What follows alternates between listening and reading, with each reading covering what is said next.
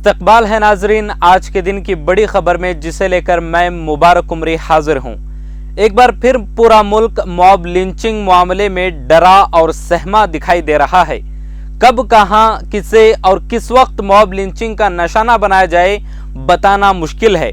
पहले गौरक्षकों का हमला गाय चुराने या ले जाने के बेबुनियाद और झूठी इल्जामात पर, इसके बाद लव जिहाद का झांसा देकर और अब सीधे मुसलमानों के नामों और उनके लिबास और टोपी के जरिए निशाना बनाया जा रहा है। अगर गहराई से जायजा लिया जाए तो ये बात साफ हो जाती है कि मोदी हुकूमत के दौरान उन्हें रियासतों में ज्यादा मॉब लिंचिंग के मामले सामने आए हैं जहां बीजेपी की हुकूमत है। हालांकि बीजेपी के मैनिफेस्टो में यह नहीं है कि हुजूमी तशद्दुद बर्पा करके किसी इंसान की जान ली जाएगी, उनको मारा पीटा जाएगा, लेकिन जिस तरह से मुल्क में खास मजहब के अफराद को निशाना बनाकर मॉब लिंचिंग का सिलसिला जारी है, इससे तो साफ जाहिर होता है कि बीजेपी के मैनिफेस्टो हाथी के दांत की तरह हैं, दिखाने के कुछ और, खाने के कुछ और। अभी जिन रियासतों से ताज़ा मामले सामने आए हैं वहां बीजेपी की हुकूमत है, जिनमें मध्य प्रदेश, कर्नाटक और गुजरात रियासतें शामिल हैं। गुजरात के पलाड़ी इलाके के एक मकामी मदरसे के 2 तलबा को हिंदुत्व दहशतगर्दों ने मुबैना तौर पर दहशतगर्दी का निशाना बनाया है।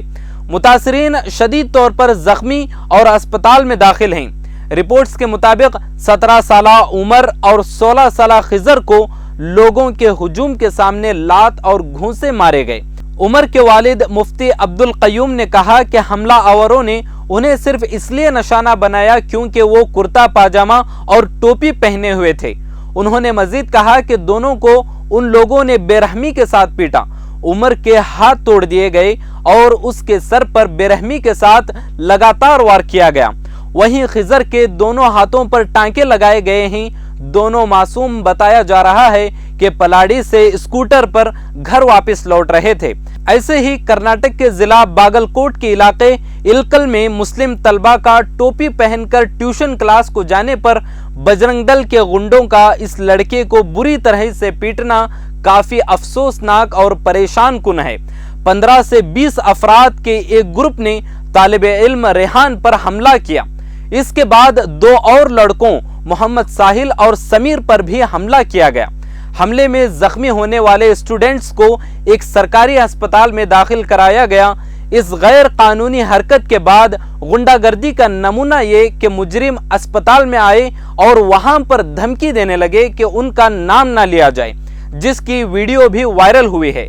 इतना सब होने के बाद भी पुलिस ने हमला आवरों के बजाय मुस्लिम तलबा के खिलाफ ही मुकदमा भी दर्ज किया है। ये तो फिर भी गलत है, लेकिन इसके बाद रियासत के वजीर आला ने जो बयान दिया है उसकी जिस कदर मजम्मत की जाए कम है। कहा कि हर एक्शन का रिएक्शन होता है। इसको सुनने के बाद क्या आपको लगता है कि ये किसी रियासत के वजीर आला के अल्फाज हो सकते हैं? रियासत में अमन व अमान को बरकरार रखने के लिए महकमे पुलिस को गैर जानिबदाराना कार्रवाई करनी चाहिए और ऐसे वाकयात को बंद करना चाहिए और हुकूमत को चौकस रहना चाहिए और मुसलमानों की हिफाजत को यकीनी बनाने के लिए इक़दामात जरूर होने चाहिए।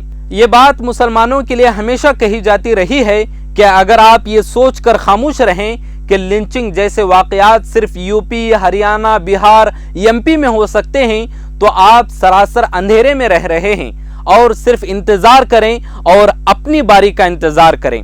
लोगों को तकसीम कर इक़्तिदार पर काबिज रहने का सबसे ताज़ा और नया हथियार मॉब लिंचिंग की शक्ल में हमारे सामने है। इस हथियार की खतरनाकी दिन ब दिन बढ़ती जा रही है। इस हथियार को राष्ट्रवाद की भट्टी में झोंक कर मजीद नोकीला बनाया जा रहा है। ये सब अचानक नहीं हुआ है, एक मंसूबाबंद साजिश के तहत ये सब किया जा रहा है।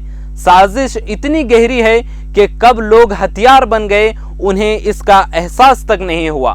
तशद्दुद का हथियार अब खौफनाक शक्ल इख्तियार कर गया है। पहले सिर्फ तशद्दुद पर आमादा भीड़ मार रही थी, लेकिन अब उनका साथ सरकारी मिशनरी भी दे रही है। मीडिया ने इसे मॉब लिंचिंग कहना शुरू कर दिया है, जिसका असल में कोई माना होता ही नहीं है, सिर्फ इसके कि दुनिया को साफ साफ ना पता चल सके कि तशद्दुद के इस वाक़ये की वजह क्या اور کون لوگ ہیں؟